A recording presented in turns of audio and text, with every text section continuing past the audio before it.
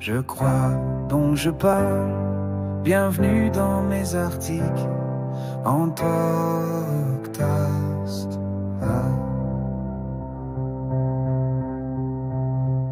Bonjour et bienvenue. Aujourd'hui, on explore un texte assez personnel de Wendell B. Etienne sur la formation spirituelle. Bonjour. Oui, un texte où il raconte en fait son passage d'une foi très basé sur la connaissance, le savoir, mais parfois un peu formel. Oui, un peu vide, c'est ça. On sait plein de choses, mais on sent que ça ne change pas grand-chose à l'intérieur. Exactement. Et c'est ça le cœur du sujet. Comment passer de l'accumulation d'infos à une vraie transformation? Notre but, c'est un peu de décortiquer ce que ça implique, ce chemin vers la ressemblance à Christ, mais au-delà des routines, quoi. Tout à fait. L'auteur, il nous invite vraiment à distinguer l'engagement un peu superficiel, peut-être, d'une transformation profonde qui vient de l'Esprit Saint. C'est pas juste en savoir plus. D'accord.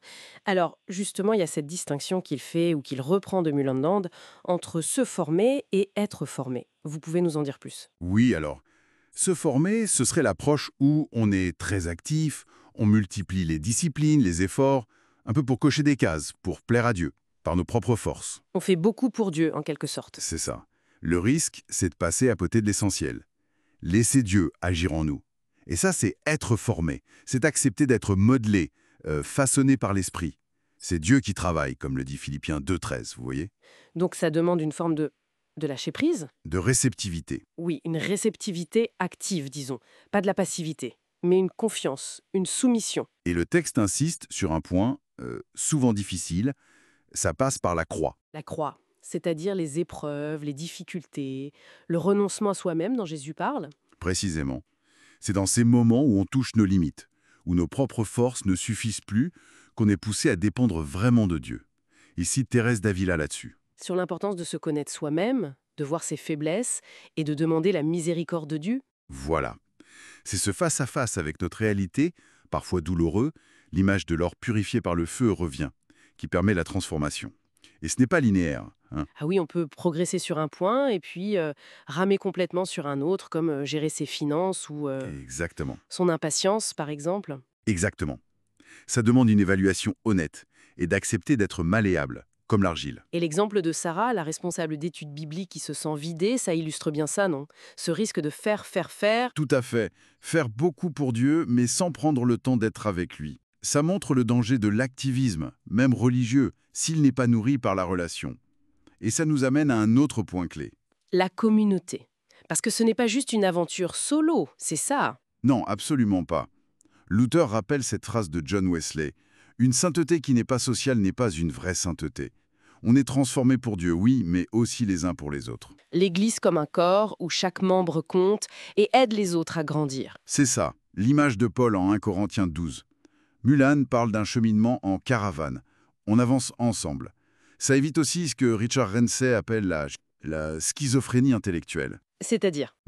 Cette tendance à séparer le spirituel du reste de notre vie. Comme si la foi, c'était juste le dimanche matin, ou la prière perso, et que ça n'avait rien à voir avec le travail, les relations.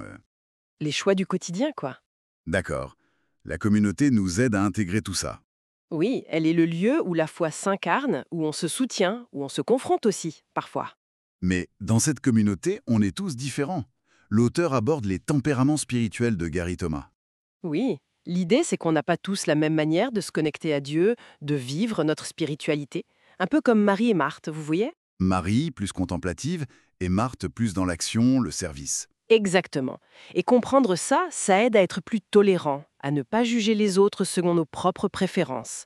Dieu aime la diversité en fait. Chaque tempérament a ses forces, ses faiblesses aussi. L'équilibre est important. Mais alors, quand Jésus dit à Marthe que Marie a choisi la bonne part et qu'une seule chose est nécessaire, qu'est-ce que ça veut dire? Il y a une approche qui est quand même meilleure. Moi, une question de meilleure approche, je pense que de priorité. Peu importe notre tempérament, notre façon de servir, l'essentiel, le cœur, ça doit rester l'intimité avec Dieu, la relation personnelle. C'est ça la bonne part.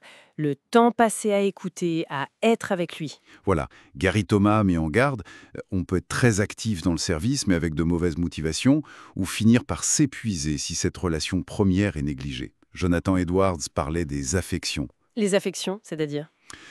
En gros, le cœur, le siège de nos désirs profonds, de nos émotions, de nos motivations. Il ne suffit pas de comprendre avec la tête, il faut que le cœur soit touché, engagé, transformé pour que ce soit réel et durable. D'accord, je vois. Donc si on résume un peu tout ça, passer du formalisme à une vraie formation spirituelle, c'est accepter d'être changé par l'esprit plutôt que de juste cocher des cases. Oui, c'est un cheminement qui passe par les épreuves, qui se vit avec d'autres, en communauté, Ouais, qui respecte nos différences, nos rythmes, nos manières de nous connecter à Dieu. mais qui met toujours au centre cette relation personnelle, cette intimité avec lui. C'est la priorité absolue. C'est un processus dynamique, quoi, pas une formule toute faite. Tout à fait. Continu, exigeant, mais c'est là que se trouve la croissance authentique. Et ça soulève peut-être une dernière question pour la réflexion. Oui. Si on accepte vraiment cette idée d'être formé par Dieu, plutôt que de chercher à se former nous-mêmes par nos efforts, comment ça change notre regard sur les difficultés, sur les moments où on a l'impression de stagner, de ne pas voir de résultats? Ça demande sans doute plus de patience et une confiance différente peut-être, moins basée sur nos performances. Exactement. Quelle patience, quelle confiance ça exige de nous au fond? Une excellente question pour terminer. Voilà qui conclut notre exploration pour aujourd'hui. Merci beaucoup. Merci à vous. Et merci à toutes et à tous de nous avoir Je rejoints. crois donc je parle. Et toi? Pour avoir accès à toutes nos ressources, veuillez visiter notre site internet le www.jecroisdoncjeparle.org.